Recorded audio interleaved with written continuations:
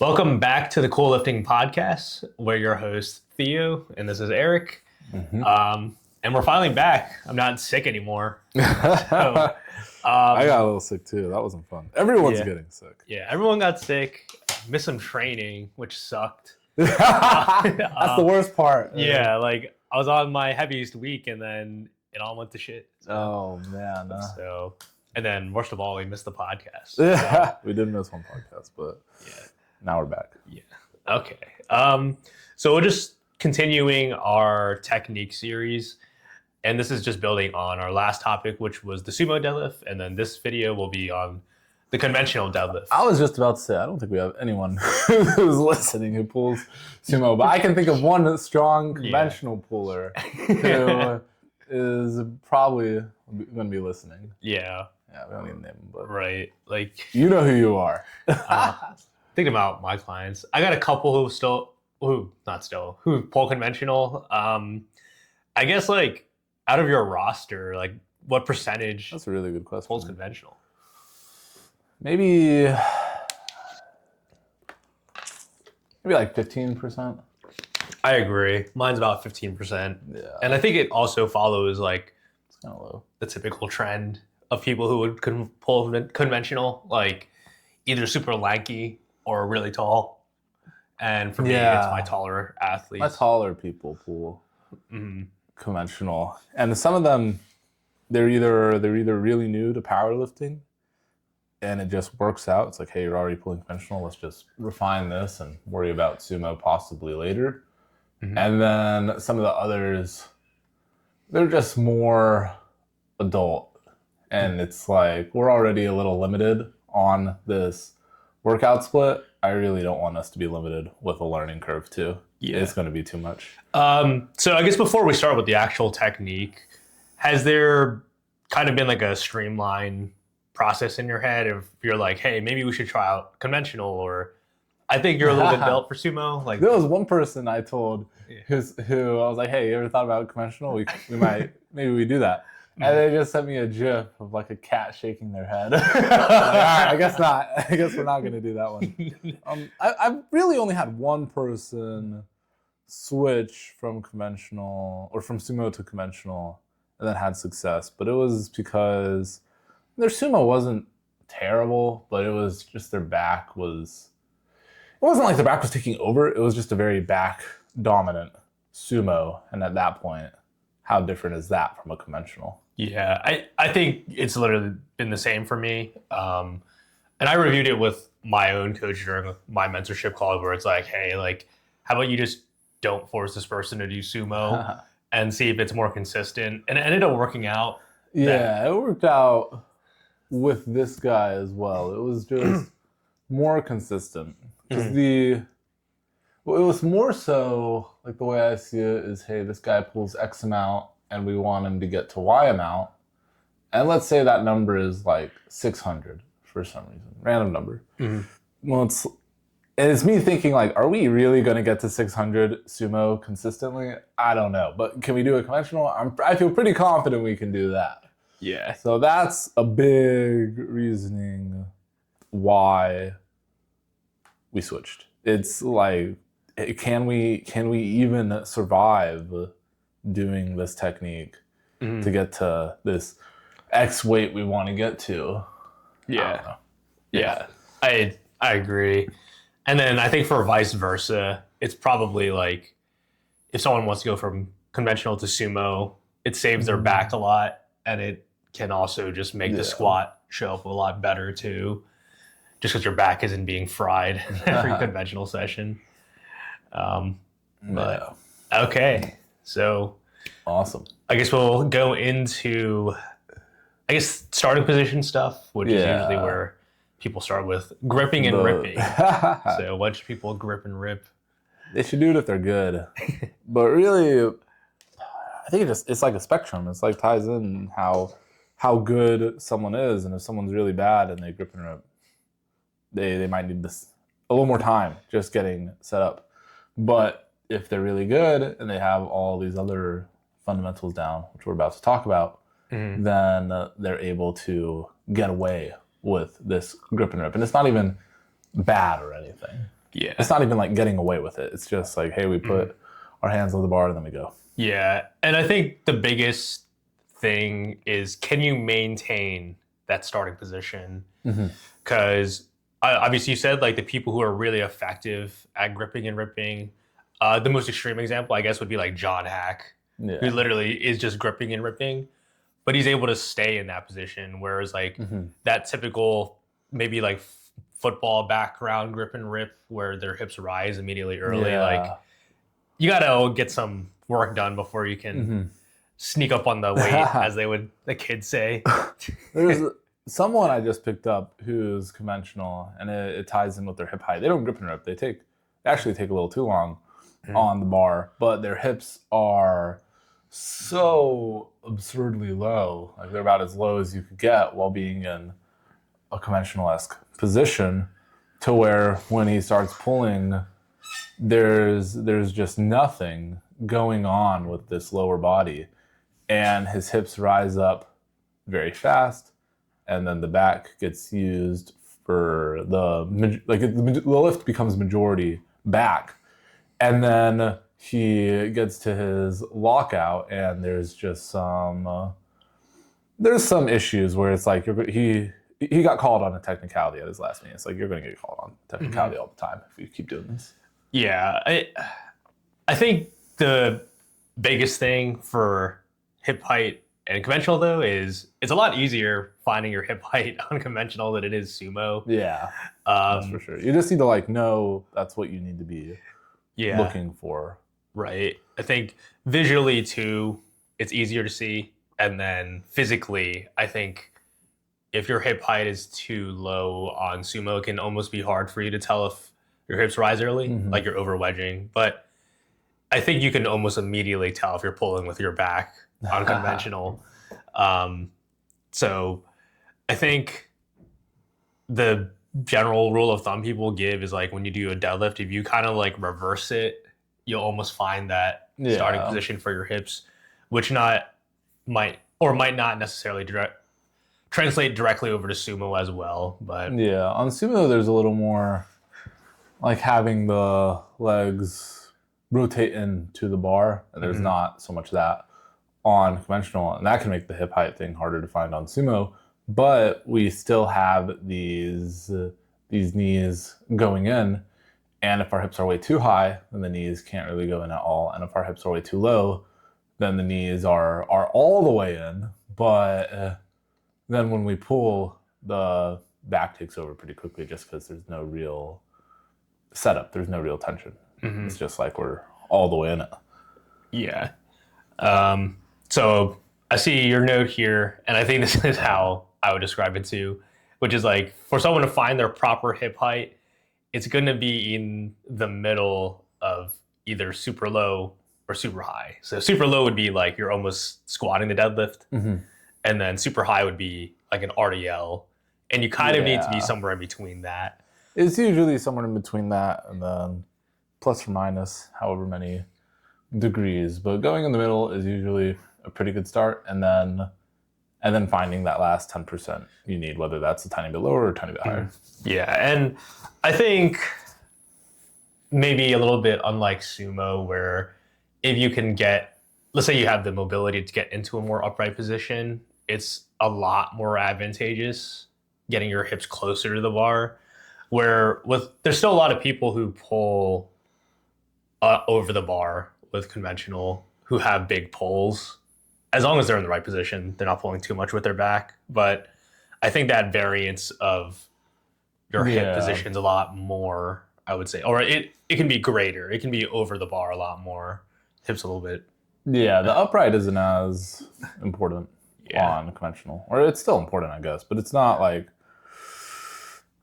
It's just not the same as it is on sumo. All right.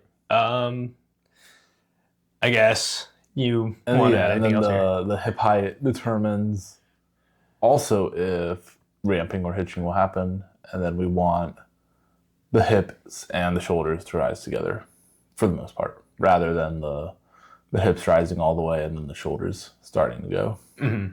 Yeah, right. But both lifts, conventional and sumo, have their own version of lockout issues.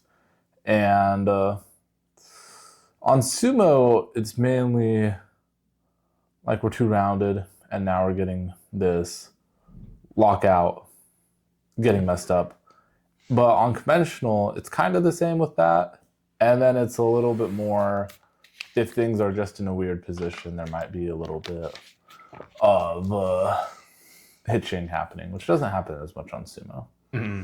Yeah, I would say hitching is way more apparent on conventional, or I guess like prevalent. I guess You got to have like a pretty bad conventional though to be right, but to be hitching.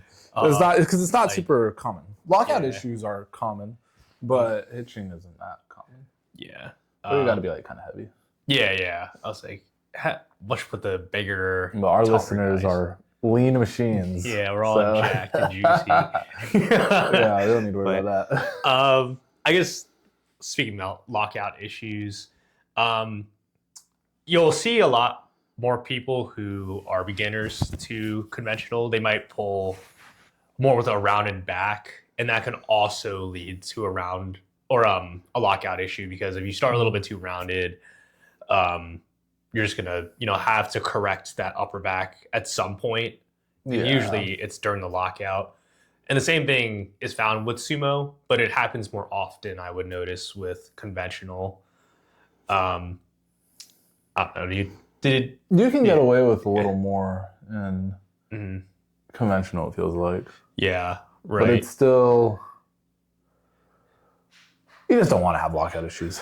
It's just not fun. Right. If Russ can do it, so can you. And then we talked about this before, having lockout issues too. It can tie in with your hip height, because if you start too high, it's almost like you're RDLing the bar up. Yeah. And then it becomes like a super hard lockout. It's like the hamstrings aren't strong enough to RDL it, so then the back will start to take over. Mm-hmm. And then the back is strong enough to get it up, but you add 10, 20 pounds, then you just might get it stapled. Yeah, right. Okay. And then last point. Oh, yeah. It's kind of ties. Yeah, pulling slack. Yeah. It's more of this upper back going up rather than the quads pulling out the slack like sumo. Mm-hmm. Yeah, and you'll see a lot of conventional people do this. Like I did this on sumo. Yeah, right. Like you'll see them tighten their upper back as they're getting ready to pull. Yeah. The sumo is a little more, everything is loose and then the quads go. Yeah. Conventional is not as loose. Yeah, right. I think that's a good way to put it, where with you don't really need tension on much else other than your legs. Mm-hmm. Yeah, like on sumo. I think of sumo kind of like a whip, sumo, where you can generate a lot of force being loose, but if you try to stay too loose on the conventional, it can lead to that upper back rounding, like we were talking about. There was this one conversation I heard of this one coach telling someone who pulled conventional, and the coach and the athlete, none of them are I'm not saying any of them are dumb, but no one's even gonna know any of these people. But the coach said something like, bro, you need to loosen your back in order to, like, your back is too tight. You need to roll it out a little bit before you conventional. And then the athlete said, I only know how to pull conventional with a tight back. It was just kind of funny to hear. But that person was relatively strong as well. I see. But yeah, loosey-goosey isn't as good. All right. I guess we'll talk about slack pull now. Yeah, this one, like we said on sumo, it's a little harder to teach. So it's more of like we want to get them in a good position to where this stuff sort of comes naturally. Yeah. And then I guess like something that I notice with conventional too, and people do this with sumo, which is they can have more of like that static start. I'm not sure if this makes sense, where they build attention. Literally what you're saying, in that starting position, like similar to Russ, whereas sumo, you'll find more people who will actually do a noticeable slack pull and wedge. Not everyone does it, but I would say having a static position in conventional is probably more common. But I think I'd say most of my people, I wouldn't say it's static, but it's whatever slack they're pulling, it's not as obvious as someone who's pulling sumo. Yeah, and for my conventional lifters, I would say doing a slack pull can really just put you out of position too. If you're already someone who starts over the bar, like your hips are really high, it can be hard for you to time. So doing the static start is a little bit more helpful, or just like not really thinking about it too much, driving your feet into the floor, and then, as soon as you grab the bar, that's when you're gonna just go in and pull. Anything else you want to add about slack pull? This episode might be a little quick. Right. I just wouldn't worry. I wouldn't overthink it. Yeah. But like a purely static pull is more for people with long arms too, or like more for leveraged people. But if you're not super leveraged, it's harder to get away. Right. It was this is like a whole sumo tangent, but I'm not a big fan of the static pull on sumo, at least. And there was this one guy I knew who did it, and he could get away with it. But that dude was also like crazy long armed, and his deadlift still didn't look like as good as it could have hypothetically looked. Yeah. Because you just pull and then pull it. I was gonna say I'm not that big of a fan of the static pull in general either. No, it's more for people who are leveraged, but Yeah. not everybody is leveraged in anything or in any lift. I work with a lot of people who are average genetics or something like that, slightly above average, not freaks. All your athletes. I don't average. I don't work with any freaks. But I'm like, hey, if we can learn how to get really good, then we can become a freak. We can get a little freaky. Yeah. But that's funny. with conventional, there's also the foot pressure aspect, and this is a little different than it is on a sumo. And usually it's just having this forefoot / this big toe going on, right? And pushing down and going. But on sumo, I don't even think we talked about this on the other one, but on sumo, the foot pressure can change between being a little more on the heels, being on the midfoot, or being on the big toe, front of the foot, based off the position and the angle of your feet. But in conventional, the angle of the feet is straight pretty much all the time. And the only time it's not straight is if somebody's pretty heavy, then their feet are a little out. Yeah. But they got it. They have to be like actually like 300 plus pounds or something. Yeah. I think we definitely forgot to mention the foot pressure in the last episode. But yeah, like I drive my big toe before I even put my hands in the bar. It helps me just feel out the midfoot and also my adductors. So I know if I'm going to be able to open enough, where I feel like that just can't really happen as much on the conventional, because all you can really do is drive straight down. Yeah. It's because that's just how the feet are. That's just the position they're in, and it's not different. Or like on sumo, everyone's toe angles slightly different. Right? For the most part, it's still within the same angles or the same X amount, Y amount degrees. But on conventional, it's like, hey, everyone is deadlifting with this stance pretty much. I would say one of the bigger problems I've noticed in general with people who pull conventional is sometimes they have a misunderstanding of where their midfoot is. A lot of them may be feeling like the midfoot is closer to their heel than it is like towards the actual middle of their foot. And sometimes that can lead to some issues with your lower back. So shout out Get Jacked, John. He pointed this out, where if you do that and you're pulling conventional, it can lead to pulling more with your back in extension, and that can cause lower back pain.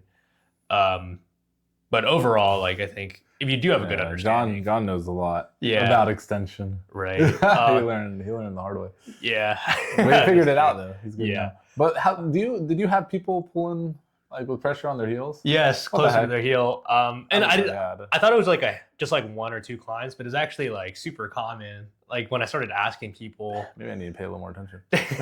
well, I think it's just more noticeable with the conventional because they're always like, "Oh, my back hurts." You know, like conventional pullers. Oh yeah, well, I Yeah. haven't had my conventional people say their back hurts. Yeah. So I guess something right Yeah. is happening. Looks like you're doing a good job. But I guess that can lead to this next question, which is stance width. Which will. And this one's also like the same for pretty much everyone for the most part.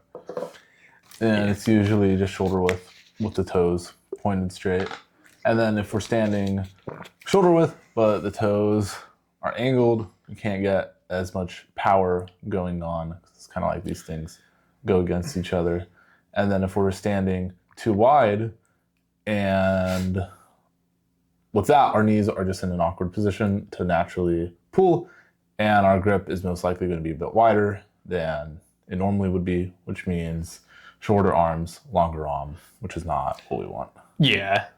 I think this is one, too, where if you're more refining your conventional deadlift, like it is maybe an easy spot to start playing around. Because, like you said, if your stance is a little bit more narrow, too, you can get your arms a little bit closer to your side and get a little bit into an advantageous position. This one's also like what we said on sumo. Is usually whatever stance feels natural is the strongest, and then refine it a tiny bit from there. That's kind of how this one is too. Yeah, exactly. Except this one's you can only have so many, like if you have 100 conventional pullers, you can only have so many variations of how different this conventional is going to look. But if you have 100 sumo pullers, everyone could be putting their feet slightly further out, even more further out, pointing their toes out a little more. There's a lot more things going on. Yeah, right. The hip mobility part isn't as, I guess, like a big deal in conventional because you can only go from like either here or here. If you go like this, like too wide, like right outside of shoulder width, now we're getting to like hunching over the bar. Not getting freaky. All right. We talked a little bit about this. Sitting into your deadlift versus hinging. This one's still hinging overrated. Kind of like a mix. Yeah. But rather than sitting into it, I like to say just getting on your quads a tad bit more. I say something similar for sumo half the time, but it's basically the same thing. Yeah, I think the biggest thing is, and this cue is very similar in sumo, which is just making your shins are vertical. Because if you're sitting too much and your shins go past the bar, now we're getting into squatting the deadlift territory. But you definitely just want to just, I guess, like hinge in a way where you're staying on your quads, but not like too hinged where you have to like really force a wedge going into your deadlift. It ties in with the leverage. The more leveraged you are, probably get away with a little more hinge. But it's just the whole hinge thing is just awkward. Yeah. And the more people I work with, the more I'm like, we're not technically hinging, but we're still doing really well. Yeah. Right. I think minimal wedge is kind of the way to go for a lot of people. It's a little harder to like get as in there as well. Yeah. Okay. And then I think this is honestly where you see the biggest difference between sumo and conventional, which is the programming. So the secondary day versus the primary day. I guess like what have you noticed? Yeah, the secondary day usually doesn't need to be anything too crazy. And then the biggest differences with sumo and conventional programming wise, wait, scratch that. But the secondary days don't need to be too crazy. And there are these two conventional athletes I have who just for life purposes, it works out a lot better if we can find a way to make one day a week work. So we just had one day and we pushed it hard and we put a little more on that day. And then we don't even have the secondary day and it's fine for the most part. Yeah. I pretty much agree where I notice with sumo people, they'll usually need some sort of intensity and then rep work to make their primary day feel better. But with conventional people, it's almost like they get a lot of workload. It's like practice. Yeah, right. Yeah. Like just more of a general practice day. I have this one guy who pulls around 560 conventional, and his secondary day is a 3x3 at 402, and it's been like a 3x3 at 402 to 419 since he was pulling like 518 or so, and now he's pulling 562, and it's like he's still doing the same thing. We just push the primary, and then it's good. Yeah, I pretty much have the same thing. It's just like volume on the secondary. That's just practice. Or sometimes it's not even another conventional. It's just like an RDL stiff leg deadlift, something to just work the hinge. Yeah, there are these two conventional pullers I picked up from out of state. And I guess we can talk a little bit about them. One of them rolls the bar towards them like a strongman. And that's just more of a heavy person thing because of how they're leveraged. Because they're heavy. But with him, I think he just liked it a little bit. So I said, like, let's cut it in half, which is there's still some roll, but it's not as extreme. And then that's been a little more chill. And then the other conventional puller, they had this thing where they'd look really down whenever they'd get ready to pull. And then right as the bar broke the floor, they'd try and look up completely, and it'd be a whole different technique. And with that person, we had to get this head position just a lot more clean. And when I was talking to them, they said something like their pause deadlift started to overtake their conventional deadlift. And I was like, whoa, how did that happen? And I look at their pause conventional deadlift video, and it's just their head position is just forced to stay. It's more likely to stay the same for whenever they were pausing it. And that's how that happens. I'm like, hey, we should keep this head position thing a little more in check. Yeah.